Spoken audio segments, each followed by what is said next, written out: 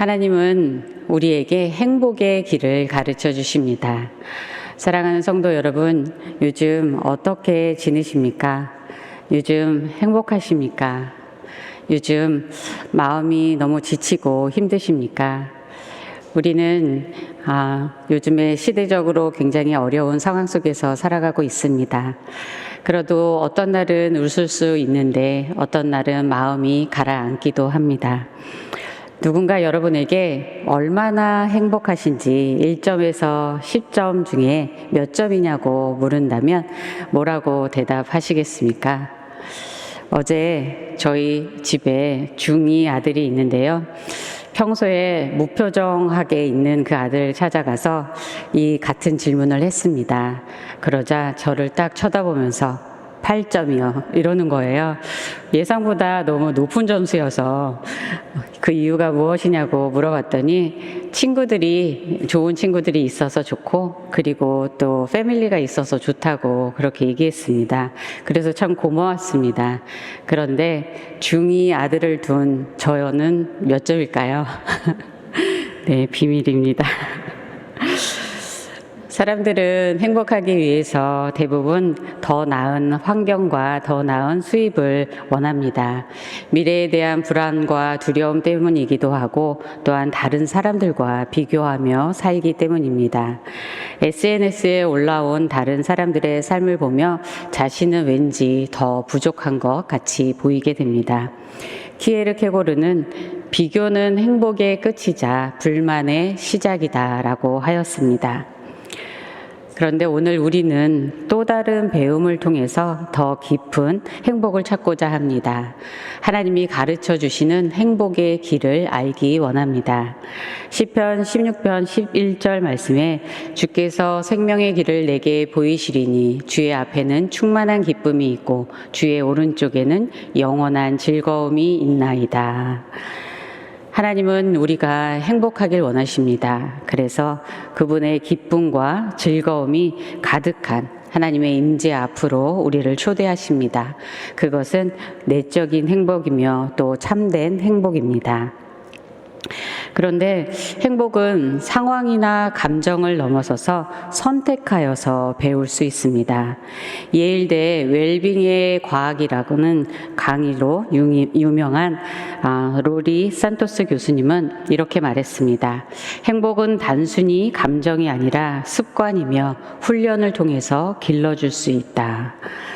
빌립보서를 쓴 사도 바울은 감옥이라는 열악한 상황에 있습니다. 하지만 그는 자족을 배웠고 주 안에서 항상 기뻐한다고 말을 하면서 성도들에게도 주 안에서 기뻐하라고 권면을 하고 있습니다. 어떻게 그렇게 살 수 있었을까요?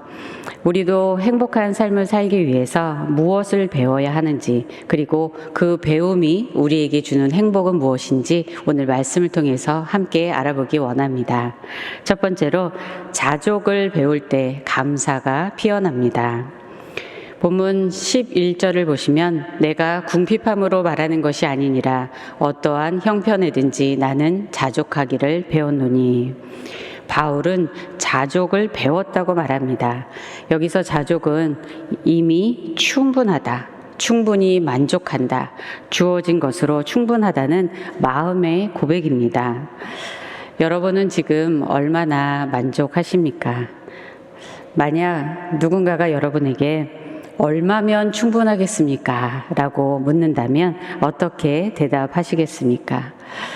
역사상 가장 부유한 인물 중에 하나로 손꼽았던 록펠러는 유명한 대답을 하였습니다. 그것은 조금만 더입니다. 부자든 아니든 사람의 마음은 다 비슷한 것 같습니다. 하지만 바울은 감옥 안에서도 나는 이미 충분하다고 말합니다. 그는 그가 처한 상황을 바꿔달라고 기도하는 것도 아니고 불평하지도 않습니다. 어떻게 그는 자족할 수 있었을까요? 그 답은 자족을 배우는 것입니다. 바울은 어떠한 형편에든지 자족하기를 배웠다고 말했습니다. 자족은 저절로 되는 것이 아니기 때문입니다. 그런데 여기서 배운다라는 말은 지식으로 배우는 게 아닙니다. 우리가 처한 현실 속에서 생각과 마음으로 선택을 하고 몸으로 익혀서 그것이 습관이 되고 삶이 되는 것입니다. 그러므로 자족을 배우는 것은 지금 이것으로 충분합니다라고 마음으로 받아들이고 고백하며 또 만족한 삶을 살아가는 것입니다. 우리는 진짜 부족해서가 아니라 만족하지 못하는 게 과제일 수도 있습니다. 디모데전서 6장 6절에서 8절에 그러나 자족하는 마음이 있으면 경건은 큰 이익이 되느니라. 우리가 세상에 아무것도 가지고 온 것이 없음에 또한 아무것도 가지고 가지 못하리니 우리가 먹을 것과 입을 것이 있은즉 족한 줄로 알 것이니라. 프랑스 속담에도 이런 말이 있습니다. 만족이 부유함보다 더 소중하다. 심리학에서 이 자족이라는 것을 볼 때 무한한 욕망을 멈출 수 있는 심리 요소를 만족이라고 합니다. 그런데 이 만족감이라는 것은 다른 정서에 비해서 지극히 덜 발달되어서 만족하기가 어렵다고 합니다. 좋은 방법은 그래서 어떤 상황에서 어느 정도의 내가 만족감을 느끼는지를 잘 살펴보는 것입니다. 특히 일상의 소소한 경험을 기뻐하고 감사하면 기뻐하는 그 감정, 만족하는 그 감정이 습관으로 형성이 될 수 있다는 것인데요. 예를 들어서 아침에 햇살을 보면서 그리고 좋은 음식을 먹으면서 커피를 마시면서 즐거워하는 것이죠. 그리고 하나님의 말씀을 들으면서 또 기도하면서 마음의 평온을 느끼는 것입니다. 여러분은 일상에서 어떤 일을 할 때 가장 행복을 느끼십니까? 이처럼 만족의 조건들이 점점 작아질 때, 그리고 단순한 삶을 선택할 때에 행복을 더 경험하게 됩니다. 이러한 심리적 차원에서의 훈련도 필요한 것입니다. 그런데 성경이 말씀하는 자족, 충분히 만족한다는 것은 더 깊은 차원입니다. 성경은 우리에게 자족을 가능하게 하는 근원에 대해서 말해 줍니다. 자족의 비밀은 하나님과의 관계 안에 있습니다. 자기 안에서 스스로 만족하는 것이 아니라 하나님 안에서 만족하는 것입니다. 하나님 안에 모든 충만함이 있고 또 풍성한 은혜가 있습니다. 세상에 누구와도 비교할 수 없는 하나님만이 주시는 무조건적인 그분의 사랑, 그리고 그분의 위로를 우리는 받습니다.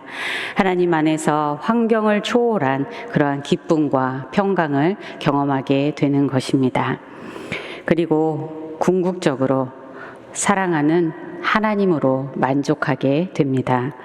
하나님이 바로 우리의 영혼이 진정으로 갈망하는 대상이기 때문이죠. 시편 42편 1절에서 2절은 하나님이여 사슴이 시냇물을 찾기에 갈급한 같이 내 영혼이 주를 찾기에 갈급하나이다. 내 영혼이 하나님 곧 살아계시는 하나님을 갈망하나니 내가 어느 때에 나아가서 하나님의 얼굴을 배울까 라고 말합니다. 이렇게 하나님을 사모하는 마음으로 찾을 때에 하나님은 우리를 만나 주십니다. 시편 107편 9절 말씀을 우리 함께 읽어 보시겠습니다. 그가 사모하는 영혼에게 만족을 주시며 줄인 영혼에게 좋은 것으로 채워 주심이로다. 아멘. 살아계신 하나님을 만날 때 우리의 영혼은 참으로 만족을 느끼게 됩니다. 또한 하나님은 우리의 필요들도 아시고 채워주십니다. 사도 바울은 빌립보서 4장 19절에서 이렇게 말합니다. 나의 하나님이 그리스도 예수 안에서 영광 가운데 그 풍성한 대로 너희 모든 쓸 것을 채우시리라. 자족은 현실의 부정이나 또 부족함을 말하는 것이 아닙니다. 하나님이 주시는 것을 충분하다고 여기는 감사의 태도이며 또 앞으로도 하나님께서 쓸 것을 모두 채워주실 것이라는 것을 믿는 믿음의 태도입니다. 그러므로 불안과 두려움이 사라지고 하나님 안에서 평강을 누릴 수 있게 됩니다. 하나님으로 만족하여 채움을 받을 때 우리는 감사하게 되는데요. 샘 크랩트리는 만족과 감사의 관계에 대해서 이렇게 말합니다. 만족은 내가 가진 것이 충분하다고 결론 짓는다. 그리고 감사는 그것을 충분한 정도를 뛰어넘는 축하의 명분으로 만든다.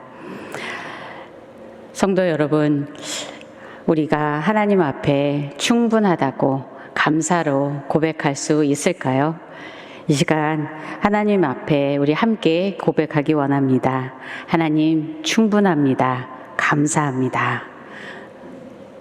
우리 옆에 분들을 보시면서도 이렇게 말씀 나눠주시겠어요? 당신이 있어서 충분하고 감사합니다.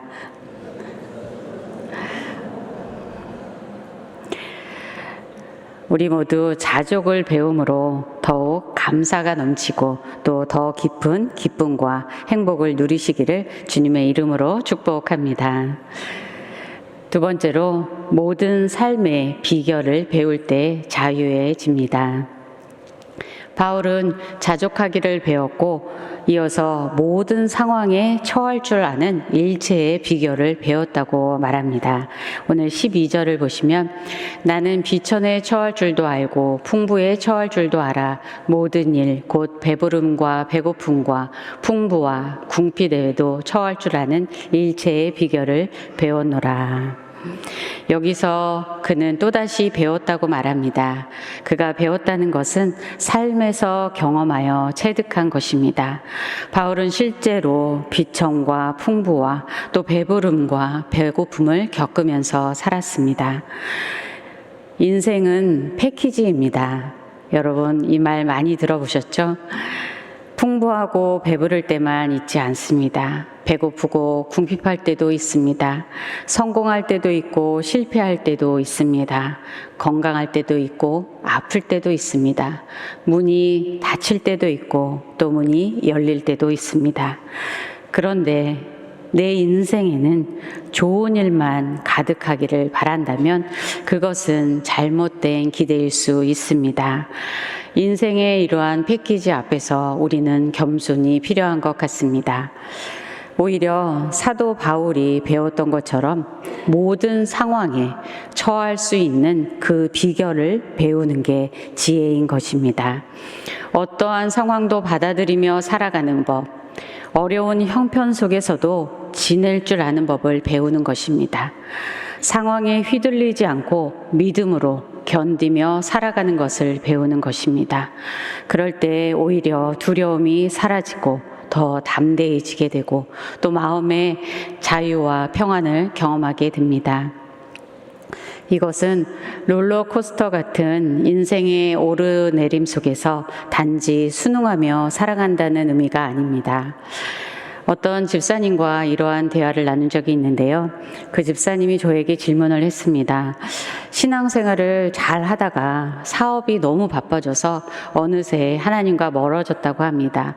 그런데 하나님과 멀어져서도 비즈니스는 계속해서 잘 돼서 너무 잘 돼요. 아, 이래도 괜찮은 건가? 라는 생각이 들었다는 것이죠. 그런데 어느 날부터 점점 사업이 잘 되지 않고 많은 것을 잃어버렸다고 말씀하셨습니다. 그런데 하나님이 또 다시 조금 회복시켜 주셨다고 하셨습니다. 그러면서 왜 그렇게 되었을까요? 제가 무슨 잘못을 하였을까요? 이렇게 저에게 질문을 하셨습니다. 그래서 저는 이렇게 대답했습니다. 잘 모르겠습니다. 그런데 그것이 인생인 것 같습니다. 인생의 과정 가운데 우리가 다 그것을 겪는 것 같습니다. 그런데 그 과정 가운데 물질은 영원하지 않고 그것만 의지하며 살아갈 수 없다는 것을 배우는 것 같습니다. 오직 우리가 의지할 분은 하나님이시라는 것, 그것을 배우는 것 같습니다. 그런데 또한 우리가 기억하기 원하는 것은 이런 경험 속에서 우리가 실패하거나 어려움이 있더라도 우리의 가치는 영원히 변하지 않는다는 것입니다. 하나님이 사랑하시는 그 자녀로서 우리의 가치는 영원합니다. L.A. 프롬은 소유냐 존재냐에서 중요한 질문을 던졌습니다. 인간을 무엇을 소유하느냐로 볼 것인가, 아니면 어떻게 존재하느냐로 볼 것인가 라는 질문이죠. 존재하는 삶은 현재의 주의를 기울이면서 소유에 휘둘리지 않는 내적인 자유를 갖게 됩니다. 우리 삶의 본질은 소유의 양이 아니라 존재의 중심에 달려 있습니다. 그리고 진정으로 중요한 것은 우리 존재의 중심이 어디에 있느냐 하는 것입니다. 누가복음 12장 15절 말씀에 삶과 모든 탐심을 물리치라 사람의 생명이 그 소유에 넉넉한데 있지 아니하니라 하시고, 우리의 생명은 소유에 달려있지 않다고 말씀합니다. 고난과 실패의 시간을 지나면서 우리는 비로소 인생에서 정말 중요한 것이 무엇인지 생각하게 됩니다. 우리는 무엇을 위해 살고 있는지, 어떤 가치를 위해서 살아야 하는지 질문하게 되는 것이죠. 이것을 깨닫게 된다면 고난의 시간은 낭비가 아닌 것입니다. 사도 바울도 그의 존재의 전환, 가치의 전환을 경험했습니다. 그가 배고픔과 궁핍, 박해와 모든 고난 속에서도 살아낼 수 있었던 그 이유는 예수님을 위해 사는 삶으로 중심이 바뀌었기 때문입니다. 그는 과거에 바리새인 중에 바리새인으로서 학벌과 지식과 명예와 소유 등 자랑할 만한 것이 많았습니다. 그러나 예수님을 만난 후에 이전에 그에게 자랑이 되었던 것들, 그 모든 것들을 자발적으로 버렸습니다. 예수님을 아는 것이 가장 고상한 것임을 알았기 때문입니다. 빌립보서 3장 7절 8절 말씀에 그러나 무엇이든지 내게 유익하던 것을 내가 그리스도를 위하여 다 해로 여길 뿐더러 또한 모든 것을 해로 여김은 내 주 그리스도 예수를 아는 지식이 가장 고상하기 때문이라. 내가 그를 위하여 모든 것을 잃어버리고 배설물로 여김은 그리스도를 얻고. 예수님을 아는 것이 가장 귀합니다. 예수님과 비교할 수 있는 것은 이 세상에 아무것도 없습니다. 이러한 예수님의 크신 사랑을 알게 되면 어떤 고난도 견디고 그분을 의지하여 이겨낼 수 있는 줄 믿습니다. 결국 모든 상황에 처할 수 있는 비결은 바로 우리 안에 계신 예수 그리스도이십니다. 이번 주에 한 집사님의 아버지께서 마지막 스테이지가 되셔서 병원에 입원을 하셨습니다. 그분은 교회에 다니셨지만 예수님을 믿는 데 마음을 닫으셨습니다. 가족 중에는 부유하게 사는 동생이 복음을 전하려는 것을 막았습니다. 그 집사님과 함께 병원에 신방을 하고 그분 아버님을 만나뵙기 원했습니다. 그러나 복음을 전할 수가 없었습니다. 이 세상을 떠나는 게 끝이 아니라 우리가 죽은 후에 영원한 생명과 또 영원한 형벌의 그 길로 나뉘게 되는데, 그것을 알지 못하는 부친도 그리고 집사님의 그 동생도 참으로 안타까웠습니다. 집사님은 눈물을 뚝뚝 흘리셨고, 그러나 우리는 하나님께서 구원의 역사를 베풀어 주시기를 기도하고 아버님의 영혼을 위해서 기도하고 나왔습니다. 돌아오는 길에 예수님을 안다는 것이 얼마나 귀한 것인지, 예수님을 믿는다는 것이 얼마나 큰 은혜인지 라는 생각이 많이 들었습니다. 그러면서 이 찬양이 마음에 떠올랐습니다. 내 안에 가장 귀한 것 예수를 알미라. 금, 은보다 더 귀한 것 예수를 알미라. 세상 지식보다 더 귀한 것 예수를 알미라. 내 안에 가장 귀한 것 예수를 알미라. 예수님의 이름은 가장 존귀합니다. 그 이름을 알게 된 우리는 이미 축복받은 인생인 줄 믿습니다.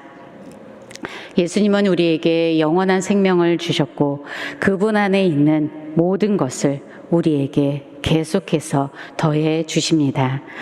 요한복음 1장 16절 말씀을 보면 우리는 모두 그의 충만함에서 선물을 받되 은혜에 은혜를 더하여 받았다. 이제 우리는 받은 은혜를 흘려보내며 예수님을 위해 살아가기를 소원합니다. 더 이상 환경이나 물질에 묶여서 살아가는 인생이 아니라 진정 자유한 사람으로서 예수님이 기뻐하시는 그 뜻을 이루며 살아가는 우리 모두가 되기를 주님의 이름으로 축복합니다.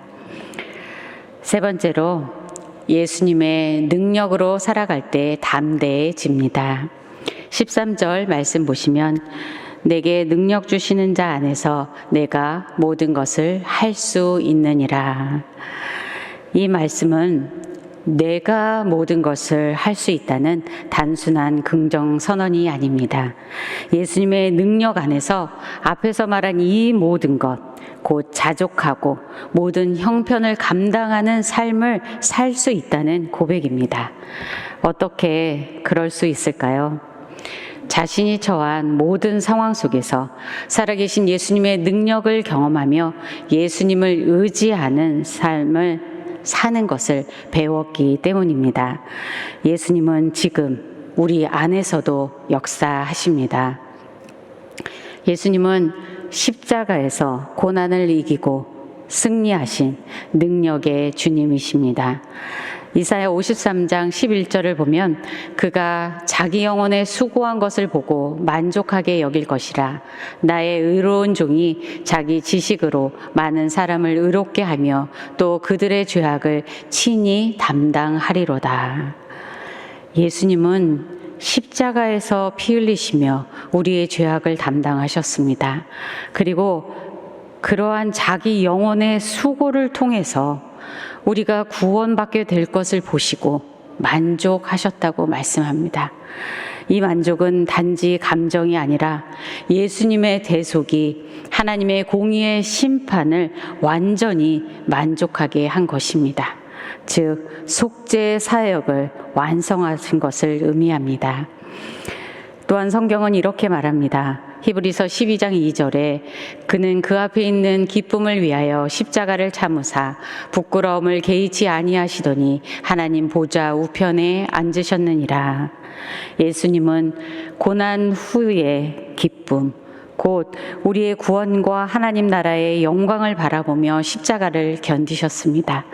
고난의 깊이보다 더 깊은 기쁨을 바라보신 것입니다. 그러한 기쁨이 그분의 능력이 되었고 예수님은 죽음을 이기고 부활하시고 승리하셨습니다.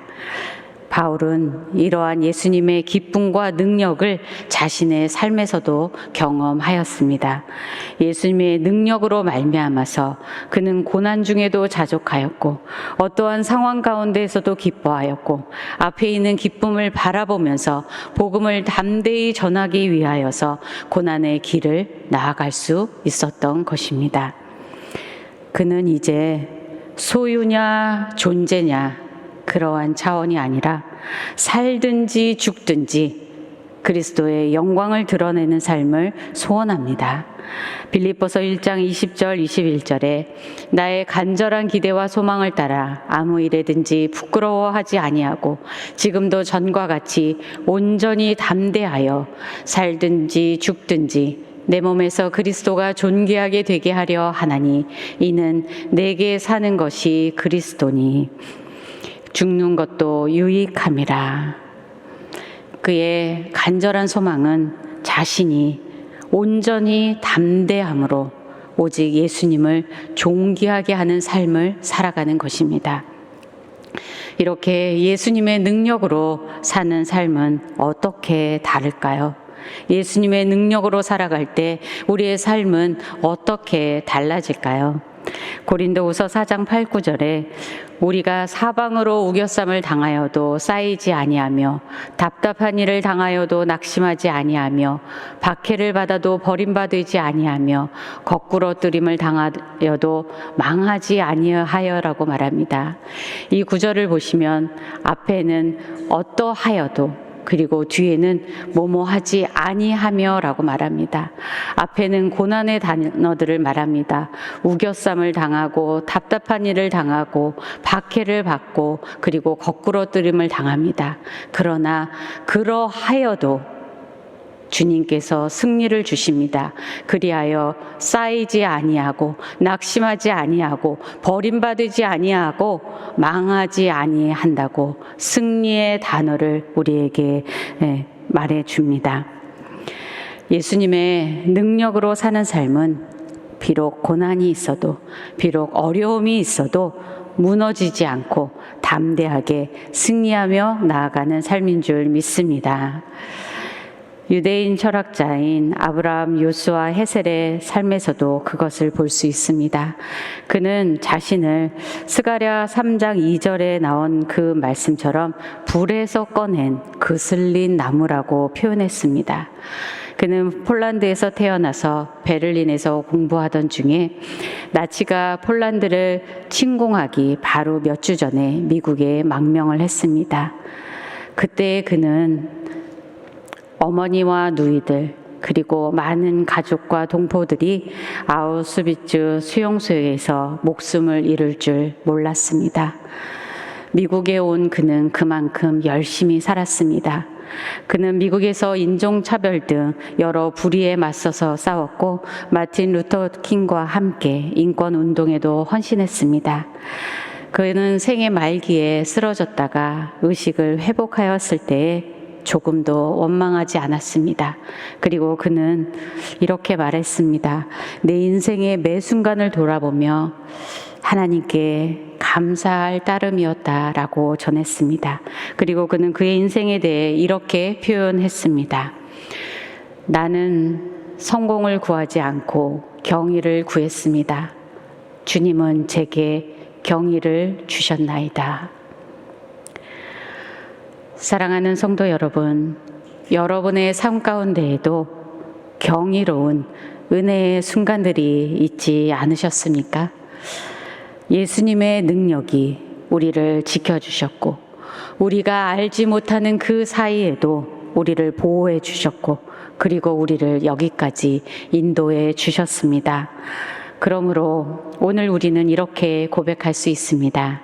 고린도후서 4장 7절 말씀에 우리가 이 보배를 질그릇에 가졌으니 이는 심히 큰 능력은 하나님께 있고 우리에게 있지 아니함을 알게 하려 함이라. 우리는 연약한 질그릇 같습니다. 그러나 우리 안에 예수님의 능력이 있습니다. 그러므로 우리가 무엇을 할 수 없고 또 무엇이 부족하고 또 무엇이 연약할 그때에도 우리를 도우시는 예수님께 나아가기를 원합니다. 예수님을 더욱더 의지하는 삶을 살아가기를 소원합니다. 그러할 때 예수님의 능력을 경험하고 우리는 더욱더 담대해지게 될 것입니다. 모든 어려움들을 넉넉히 이기고 놀라운 경의로 가득한 그러한 삶을 살아가시기를 주님의 이름으로 축복합니다.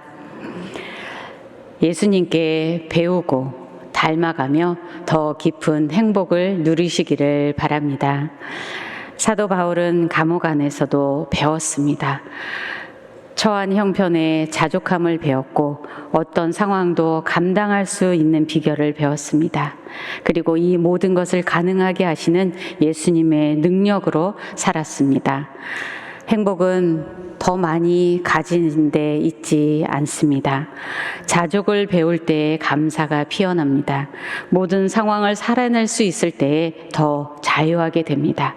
연약함 속에서도 예수님을 의지할 때 더 담대해지게 됩니다. 이 모든 배움은 단지 더 나은 삶을 위한 것이 아닙니다. 예수님께 배우며 닮아가는 여정인 것입니다. 예수님은 오늘 이렇게 우리에게 말씀하십니다. 마태복음 11장 29절에 나는 마음이 온유하고 겸손하니 나의 멍에를 메고 내게 배우라. 그리하면 너희 마음이 쉼을 얻으리니. 온유하고 겸손하신 예수님께 배우며 그분의 성품을 닮아갈 때에 우리의 마음은 쉼을 얻고 고요한 평화를 누리게 됩니다. 그리고 그 안에서 우리는 더 깊은 기쁨을 경험하게 됩니다. 요한복음 15장 11절에 내가 이것을 너희에게 이름은 내 기쁨이 너희 안에 있어 너희 기쁨을 충만하게 하려 함이라. 성도 여러분, 여러분이 예수님 안에서 누리시는 행복은 무엇입니까? 우리는 예수님 안에서 어떤 선물을 받았습니까? 예수님을 알므로 영원한 생명을 받았고 또 예수님 안에 있는 모든 것을 누릴 수 있게 되었습니다. 이제 예수님을 더 깊이 알아가고 닮아가면서 더 깊은 행복을 누리시기를 바랍니다. 그리하여 바울처럼 우리도 주 안에서 항상 기뻐하며 살고 그리고 다른 사람에게도 항상 기뻐할 수 있는 그 비밀을 나누며 살아가기를 소원합니다. 마지막 안셀름 그린의 이 말을 나누고 싶습니다. 저도 여러분도 이미 충분합니다. 그러니 여러분에게 주어진 선물을 온전히 받아들이며 오늘을 최고로 행복하게 사십시오. 눈부신 햇살처럼 화사하고 감미로운 평화가 마음속에 가득 퍼져나갈 것입니다.